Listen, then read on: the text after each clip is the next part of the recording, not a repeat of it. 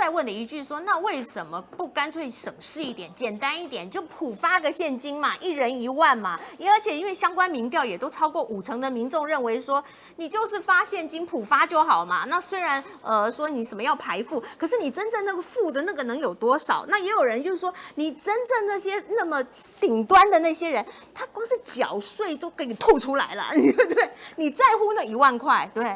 应该是说哈，普发在国外有几个经验哈，大家看得到，比如说像美国，它那个普发，它有好几种嘛哈，除了全民的普发之外，它也有分弱势的特别加发哦，有，还有包括租金，青年学生在学校租这个外面租房子，或新鲜人啊，社会新鲜人，好多都是可以参考的。但是我们政府就是刚刚讲，我刚刚上节目前跟主持人讲，我说他要对特定的人哈。我不能讲买票，因为还没有到选举。他要绑特定的人，绑桩吧。那去年一开始大家都说他们很聪明，他们先给计程车司机，有没有？有。但是后来因为他们跟防疫连线，大家觉得好 ，OK， 没问题。第二个，去年最惨的也是旅游业导游啊这些哈，结果他们呢没有任何24000投保的门槛就给了，所以就造成劳工跟劳工之间心生不满，就是说你为什么？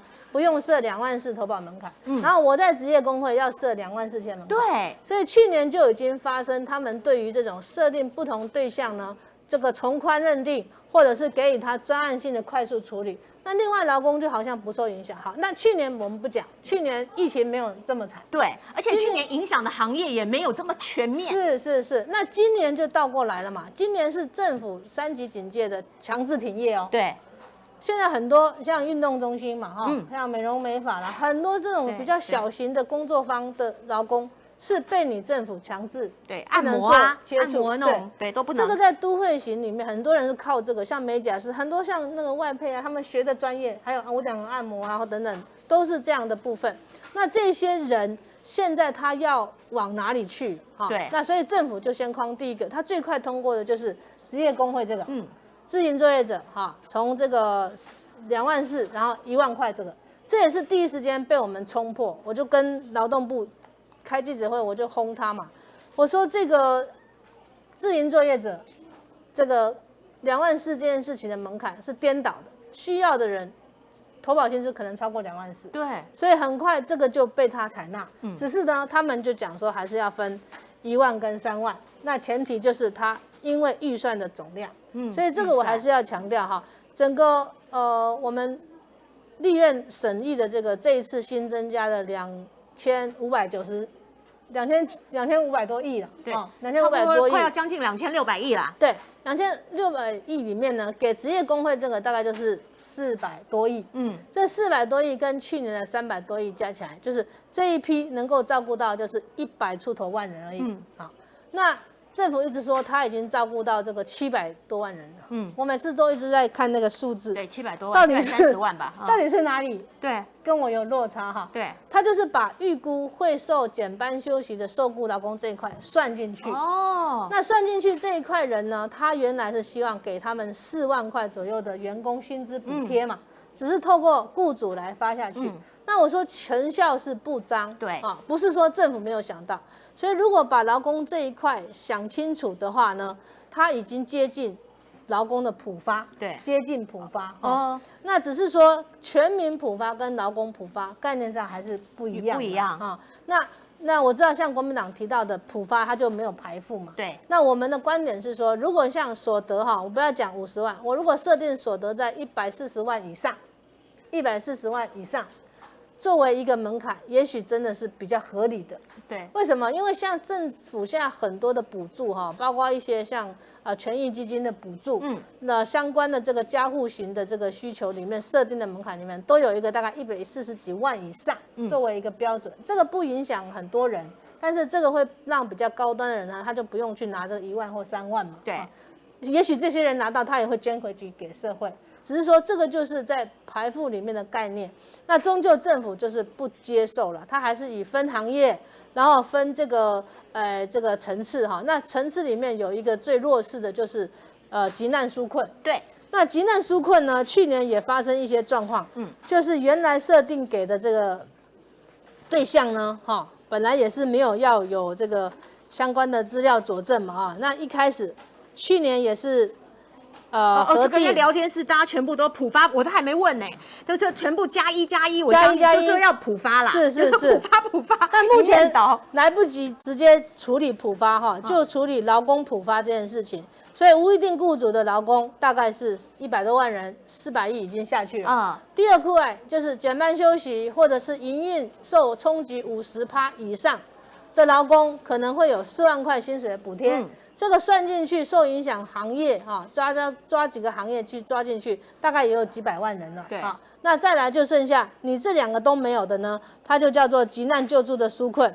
急难救助纾困基本上就是1万块啦，1万块，1万块到3万块。那你要到区公所去，那去年就发生这个区公所排队之乱嘛，就说到底我可不可以？对，那我又没有任何的劳保的记录等等，我适不适合？那这个通常在去年的名单呢，他们也是今年第一时间大概就会下去。但是去年呢，原来这个申请50几万人哦，只给了37万人，那今年呢，只增加47万的这个概念，就是只增加10万人，我觉得也是远远不足。是，所以我一直觉得。